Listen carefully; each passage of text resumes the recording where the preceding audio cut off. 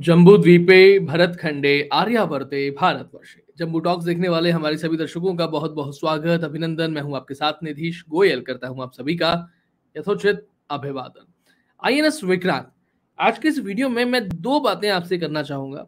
एक आईएनएस विक्रांत और उससे जुड़ी हुई कुछ चीजों के बारे में, और दूसरा पॉइंट मैं लूंगा ऋषि सुनक के बारे में। और ये दोनों ही पॉइंट्स अपने आप में बहुत जरूरी हैं, इसलिए मेरा निवेदन है कि वीडियो पूरा देखने का प्रयास कीजिएगा। पहला पॉइंट आईएनएस विक्रांत के बारे में है।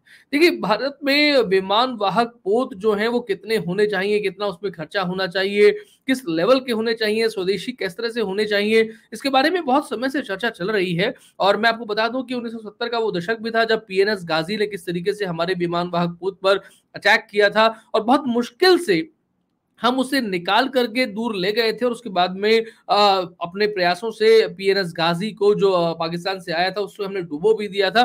बट इवन देन वहां से हमें बड़ा सबक मिला था। और हम ये अच्छे से जानते हैं कि 1971 के भारत पाकिस्तान युद्ध के समय में कैसे अमेरिका ने अपना 7वां बेड़ा जो है वो भेज दिया था, और उसके पीछे रूसी पनडुब्बियां किस तरीके से लगी थी, कैसे उसको यू टर्न करना पड़ा था अमेरिका के बेड़े को, ये भी हमको समझना चाहिए। आज आईएनएस विक्रांत का भारतीय नौसेना में सम्मिलित होना और एक तरीके से स्वदेशी विमान वाहक पोत का कहलाना एक बड़ी शक्ति है। और ये शक्ति इसलिए भी है, वैसे मैं आपको बता दूं कि अभी तक भारतीय नौसेना की बात करें अगर हम, तो 4 बड़े परिवर्तन हुए हैं। इसमें अगर मैं मोटा मोटी परिवर्तन की बात करूं तो वाजपेयी सरकार के समय जो जॉर्ज क्रॉस है फ्लैग में लगा रहता है, उसे हटा दिया गया था ऑन द टाइम।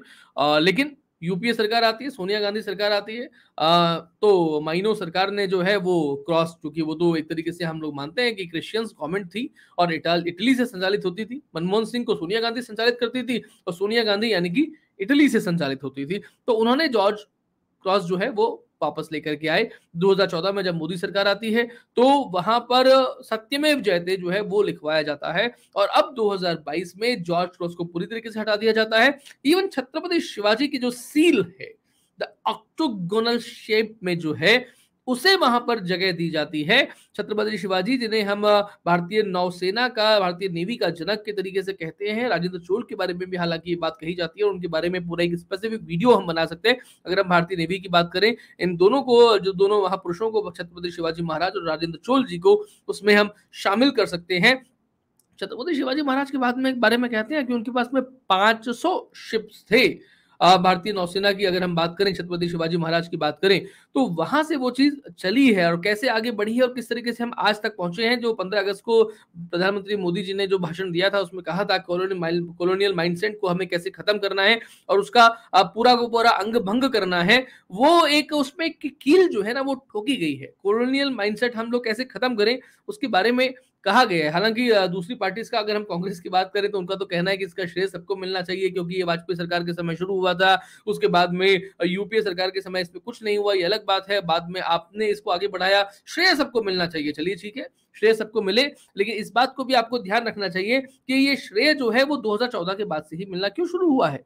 जब सामाजिक और सांस्कृतिक बदलाव होते हैं तो दोस्तों मैं आपसे ये बात कहना चाहूंगा कि ये बदलाव 5-7 साल में, 8 साल में, 10 साल में नहीं हो जाते हैं। हालांकि हम 75 वर्षों में इतने अधीर हो चुके हैं, आप 75 वर्षों में नहीं बल्कि पिछले 800 वर्षों में हम इतना संघर्ष हमने किया है। पराधीन तो हम कभी रहे नहीं, इसलिए मैं वो शब्द यूज नहीं करता हूं, गुलामी शब्द जो है वो उपयोग नहीं करता हूं कभी भी।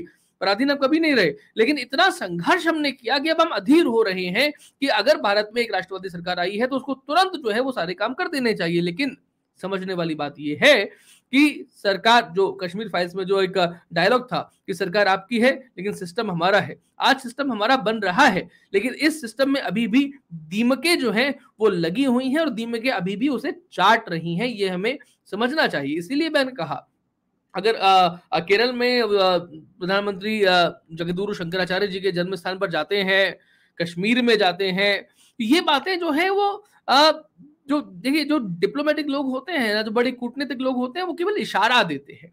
उस इशारे में बहुत सारी चीजें हो जाती है। अभी जो उन्होंने भाषण में कहा कि भारत में जो गुरुकुल थे वहां पर सभी कौमें जो हैं वो पढ़ाई किया करती थी, यानी कि उन्होंने एक इशारा भी दिया है कि जितने ब्राह्मण, वैश्य और क्षत्रिय पढ़ाई करते थे, हमारे शूद्र, जिसमें हम कहते हैं, या आज की भाषा में कहें तो दलित जिन्हें कहा जाता है, SC ST कहा जाता है, वो भी उतने ही पढ़ाई किया करते थे। तो गुरुकुलों का महत्व कैसा शामिल होने वाला है आगे, ये भी समय बताएगा, इसलिए अधीर मत होइए। आर्टिकल 28 और 30 के बारे में जो मैंने पिछले वीडियो में बात कही थी, वो हटेगा एक ना एक दिन। मंदिरों में से स्वामित्व हटेगा, भारत के मंदिर मठ जो है वो स्वाधीन होंगे और वैसे ही काम कर पाएंगे जैसा उन्हें काम करना चाहिए। लेकिन अधीर जो है वो हम इसलिए हो जाते हैं क्योंकि हमने संघर्ष इतना किया है और अब हमें लग रहा है कि हमारा कोई नेता आया है तो हमें तुरंत वो काम कर देने चाहिए। लेकिन इसके इशारे समझिएगा।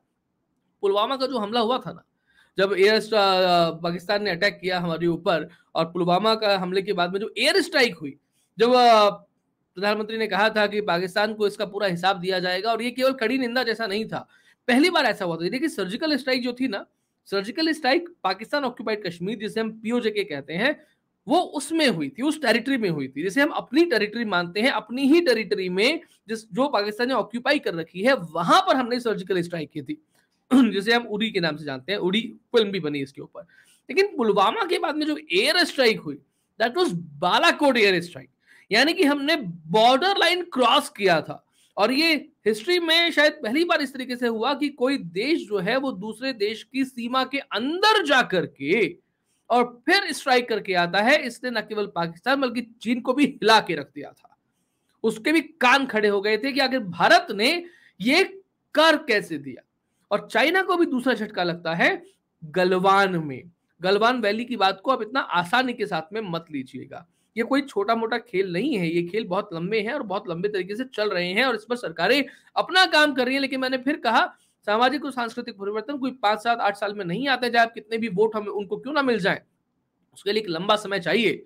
लेकिन ये जो हिंट्स, जो इशारे हमें दिख रहे हैं, चाहे केरल में जन्म स्थान पर जाना हो या फिर काशी का, जो काशी की बात करें, या फिर हम प्रयागराज की बात करें, या फिर हम उज्जैन की बात करें, या हम अयोध्या जी की बात करें, मथुरा जी की बात जिस तरीके से चल रही है, इन सब बातों में आपको कहीं ना कहीं एक सनातन संस्कृति की प्रमुखता का उभार जो है वो दिखाई देगा। और केवल यही नहीं, टेक्निकल बैकग्राउंड्स पे देखें तो कोविन ऐप की बात करें, केवल अगस्त के महीने में अगर हम 10 लाख डिजिटल ट्रांजैक्शंस कर सकते हैं, दुनिया में सबसे ऊपर हो जाते हैं। 40% डिजिटल ट्रांजैक्शंस हिंदुस्तान में होते हैं दुनिया भर के। पैंडेमिक के बाद में विश्व में भारत का योगदान 22% का हो जाता है, यानी कि हर तरीके से विश्व में कोई भी घटना घट रही हो उसके केंद्र में भारत आ जाता है। अब मैं आपसे दूसरी बात कहता हूं, जो मैंने कही थी ऋषि सुनक के बारे में, जो मैं बात करने वाला हूं। 17 जुलाई को मैंने फेसबुक पर अपने अकाउंट में, आरजे निधीश गोयल के नाम से मेरा फेसबुक अकाउंट है, आप चाहें तो मुझे वहां फॉलो कर सकते हैं। वहां पर मैंने फेसबुक पर लिखा था, बहुत स्पष्ट शब्दों में लिखा था, 17 जुलाई को लिखा था कि किसी भुलावे में मत रहिएगा, ऋषि सुनक इंग्लैंड के राष्ट्र प्रमुख किसी कीमत पर नहीं बन सकते, चाहे वो कितनी भी कोशिश क्यों ना कर लें, चाहे कितना भी डिप्लोमेटिक क्यों ना हो जाए, कितना कोई भी संगठन या कोई भी सरकार उनके पक्ष में आके, उनके बगल में आके क्यों ना खड़ी हो जाए, लेकिन ऋषि सुनक किसी भी सूरत हाल में इंग्लैंड के राष्ट्र प्रमुख नहीं बनेंगे। अब इसके बारे में लोगों ने कई सारी बातें कही, और किसी व्यक्ति ने मेरे से ये भी कहा कि देखिए रंग भेद जो है वो मुख्य कारण था, वहां पर नस्ल जो है अभी भी चलता है, आप सफेद हैं या काले हैं। लेकिन मैं आपको यहां पर बताना चाहता हूं कि इसमें सफेद और काले की बात ही नहीं है। फैक्टर्स बहुत सारे हो सकते हैं। The main factor is Protestant, ईसाई। ऋषि सुनक ईसाई नहीं है, वो क्रिश्चियन नहीं है, और इसके ऊपर उनके, अगर वो ईसाई होते भी, जिसे हम एक तरीके से क्रिप्टो क्रिश्चियन कहते हैं हिंदुस्तान में, कि आपका नाम जो है वो हिंदुओं वाला है लेकिन है आप ईसाई। ऋषि ये नाम होना ही अपने आप में बहुत है, क्योंकि ऋषि कौन होता है ये आप और हम बढ़िया तरीके से जाने या न जाने, लेकिन जो शासन करने के लिए आते हैं, दूसरे देशों से आते हैं, खासतौर पे इंग्लैंड में जो बैठे लोग हैं, वो लोग अच्छे से जानते हैं कि ऋषि होने का मतलब क्या होता है। ऋषि होने का मतलब से मैं ये बात नहीं कह रहा कि ऋषि सुनक होने का मतलब क्या होता है। ऋषि होने का मतलब क्या होता है, सेजेस की बात, सेंट्स की बात जो भारत में हुए हैं। और अगर कोई ऋषि नाम का व्यक्ति इंग्लैंड का राष्ट्र प्रमुख बन जाता है तो इससे बड़ी घटना वैश्विक इतिहास में दूसरी शायद होती नहीं। बहुत बड़ी घटना हो जाती है अगर हो जाता है। मैं तो चाहता था कि मैं गलत सिद्ध हूं, लेकिन मुझे मालूम था कि व्यवहारिक दृष्टिकोण से ऐसा नहीं हो सकता। लेकिन हाँ, मैं ये मान सकता हूं कि ऋषि सुनक ने ये जो चुनौती भी प्रस्तुत की है, ये भी कोई छोटी बात नहीं थी।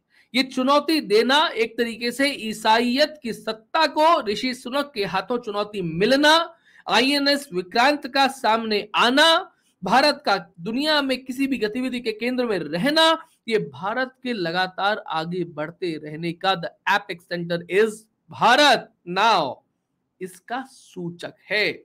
और मैं आपको यह कहता चलूं कि अगर अगले 15 वर्षों में जिस तरीके से भारत बढ़ रहा है, जो गलतियां कर रहे हैं उन गलतियों को हम दूर करेंगे, जो हमारी अच्छाइयां हैं उसे आगे लेकर के जाएंगे, हम उसी तरीके से शासन व्यवस्था को लेकर के आएंगे जो शासन व्यवस्था हमारे ऋषि मुनियों ने बताई है, तो किसी ना किसी तौर पर जो सरसंघ चालक मोहन भागवत जी ने जो बात कही थी अगले 15 वर्षों में अखंड होगा भारत, उन्होंने तो शायद भारत पाकिस्तान बांग्लादेश के बारे में बात कही थी, हम तो पूरे जम्मू द्वीप की बात करते हैं और उसमें साइबेरिया को भी गिनते हैं और उसमें हम तिब्बत को भी गिनते हैं, लाओस तक जाते हैं, थाईलैंड तक जाते हैं, इंडोनेशिया तक जाते हैं, कंबोडिया तक जाते हैं। इतना अखंड अगर भारत हो गया अगले 15 वर्षों में, और कोई बहुत बड़ी बात नहीं है, अगर ठीक राह पे चलेंगे, सही लीक पर चलेंगे तो हो भी जाएंगे।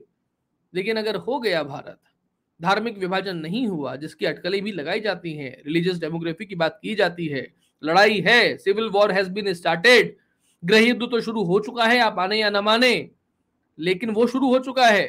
15 वर्ष में देखना पड़ेगा या तो इधर जा रहे हैं या उधर जा रहे हैं।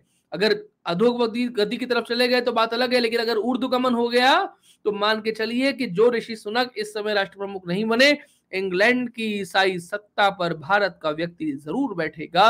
और जिस दिन यूरोप की ईसाई सत्ता भारत के बैठे व्यक्ति को मिल गई, दुनिया का भाग्य बदल जाएगा, संसार बदल जाएगा, एक बहुत बड़ा परिवर्तन हमारे और आपके जीवन काल में हमें दिखाई देगा। हम उसी सकारात्मक सोच को लेकर के आगे बढ़ेंगे और लगातार ऐसे कार्यक्रम आपके समक्ष प्रस्तुत करते रहेंगे। केरल में शंकराचार्य जी के जन्म स्थान पर जाना, आईएनएस विक्रांत का आना, ऋषि सुनक की बात करना, ये सामान्य बातें नहीं है, ये इशारे हैं। इन इशारों को समझिए। भारत किसी न किसी तौर पे, चाहे धीमी रफ्तार से ही सही, लेकिन एक सही दिशा में आगे बढ़ रहा है। गलतियां होंगी, गलतियों को समझिए, उनसे सीख लीजिए, सरकारों पर दबाव बनाइए, लेकिन अपने लोगों को अपना समझना भी हमें आना चाहिए। आज के कार्यक्रम में इतना ही। ये कार्यक्रम आपको कैसा लगा अपनी टिप्पणियों के माध्यम से हमें जरूर बताइएगा। वीडियो को लाइक करें, शेयर करें, चैनल को सब्सक्राइब करें, और आपको लगता है देश और धर्म के लिए हम कुछ अच्छा काम कर रहे हैं तो हमारे लिए सहस्त्रबाहु आप जरूर बने। धर्मांश पत्रम पुष्पम के माध्यम से हमें आर्थिक सहयोग अवश्य प्रदान करें। नमस्ते, जय हिंद, जय भारत, वंदे मातरम।